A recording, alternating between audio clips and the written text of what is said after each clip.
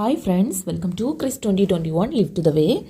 இந்த பதிவில் நான் ஒரு 4 டிப்ஸ் உங்ககிட்ட ஷேர் பண்ணிக்க போகிறேன். இதில் ஃபஸ்ட்டு டிப் பார்த்தீங்கன்னா, எல்லாரோட வீடுகள்லேயுமே இந்த மாதிரி தூசி நம்ம வாடுறது இருக்கும். பட் நாம் அதை தூசியை எடுக்கிறதுக்காக மட்டும்தான் பயன்படுத்துவோம். அந்த மாதிரி இல்லாமல் இனிமேல் காய்கறியெல்லாம் கட் பண்ணும்போது பார்த்திங்கன்னா அந்த இடம் ஃபுல்லுமே நாம் ஸ்ப்ரெட் பண்ணி போடுவோம்.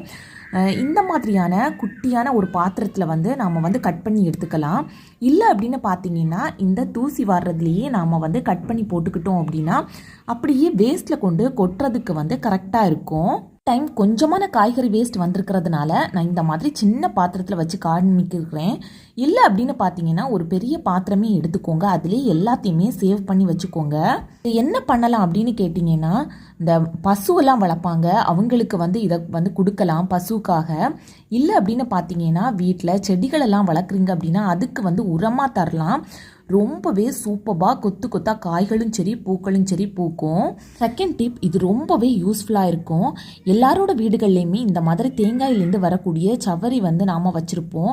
பட் முன்னாடியெல்லாம் பார்த்தீங்கன்னா இதை பாத்திரம் துளக்கிறதுக்காக யூஸ் பண்ணிக்கிட்டு இருந்தோம்.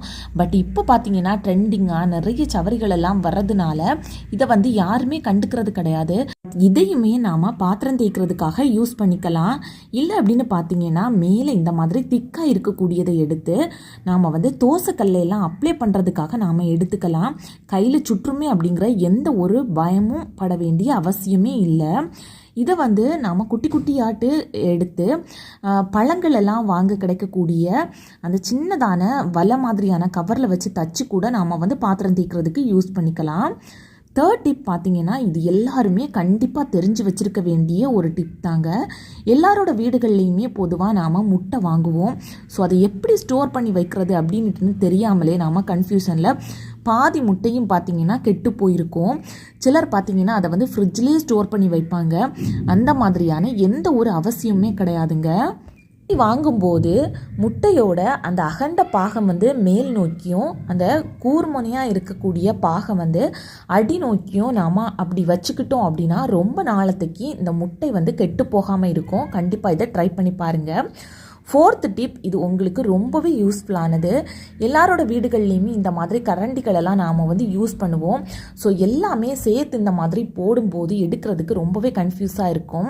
ஸோ இந்த மாதிரி நீங்கள் ரெடி பண்ணி வச்சுக்கிட்டாலும் சரி, இல்லை கடைகளில் இருந்து வாங்கி யூஸ் பண்ணாலும் சரி, இதில் சின்ன சின்ன குட்டி குட்டி ஸ்பூன் எல்லாம் போட்டு வச்சுட்டிங்க அப்படின்னா எடுக்கிறதுக்கு ரொம்பவே ஈஸியாக இருக்கும்.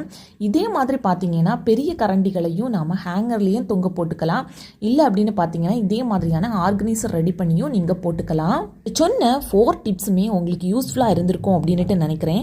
யூஸ்ஃபுல்லாக இருந்துச்சு அப்படின்னா லைக் பட்டனை ப்ரெஸ் பண்ணிக்கோங்க. இது தான் நம்ம சேனலை ஃபஸ்ட் டைம் பார்க்குறீங்கன்னா சப்ஸ்கிரைப் பட்டனை ப்ரெஸ் பண்ணிக்கோங்க. தேங்க்யூ.